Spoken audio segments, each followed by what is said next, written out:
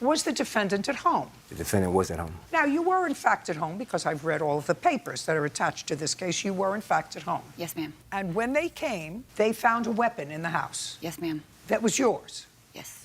What kind of weapon did they find that was yours? A handgun? Do handguns require a registration or a license in the jurisdiction where you live? Yes, ma'am. Was it registered? Yes, ma'am. In your name? Yes, ma'am. Now, you were there when all of this took place. So when all of this took place and they found the handgun, did you say to the police officer, "It is my handgun"? No, ma'am, I did not. They had gone around... No.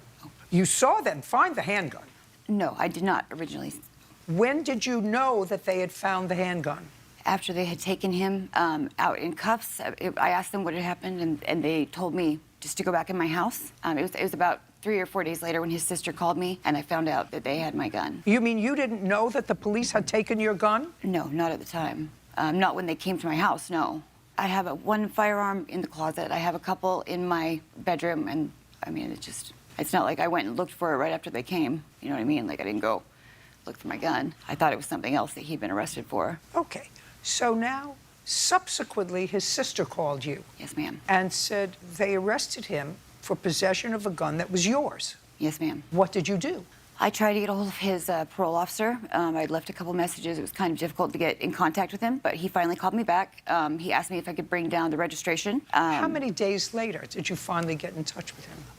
Because now you know that somebody who didn't do anything wrong is being held in custody for having your gun. Yes, ma'am. I believe it was about 6 days after that I was finally able to get in touch with him. How many days after they took him away did his sister call you? She had called me the very, literally the next day. Right. Yeah. Not 3 or 4 days later. She called you the very next day. Yes, ma'am. That would sound more accurate, if not that day. So you finally got a hold of a parole officer 6 days later, when you could have gone to the police station and say, "Here's my registration. You're holding somebody for doing something that they didn't do. You know, it was in my closet. I didn't even know it was there. I didn't even look for it." Yes, ma'am. Instead, you kept his rent money, his $4,000. And you think that that's reasonable because? We had an agreement. We had an agreement that I wouldn't have to return money to him. Like, he paid up front. I said, if you leave, then, you know, you're not getting your money You back. don't understand. He left because you didn't do the right thing. He left because of you. If you had gone to the police station, I mean, you're not a stupid woman. You must know where the local police station is where you live. You get in your car, you go to the police station. The next day when his sister calls and says, "Here's the registration for the gun that you took out of my closet. It wasn't his." And you get your gun back, and he comes back and he moves in. Or you say to him, "Listen, now I know that you were on parole and you didn't fill out that questionnaire 100% accurately when it says, 'Were you ever convicted of a crime?' So I don't want to rent to you anymore. You lived here for a month. I'm going to give you back your 5 months' rent. I don't want you here anymore." You could have done that. He moved out because of you.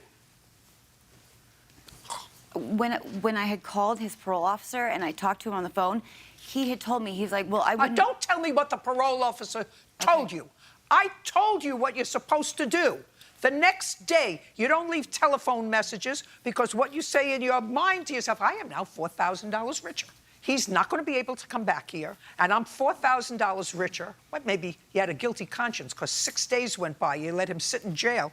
Your fault. Your gun. Your registered gun, according to you, which I assume you got back. Yes, ma'am, I did.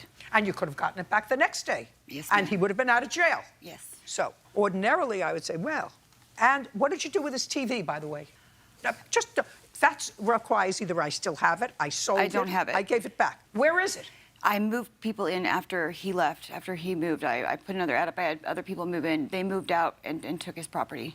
I don't have it. Judgment for the plaintiff for the amount of $5,000. Now, you have a counterclaim that is the most ridiculous that I have ever heard, considering what you just told me. You have a counterclaim for punitive damages resulting from his lying to you about his criminal past. Yes, ma'am. Goodbye. What is excuse me? Step out.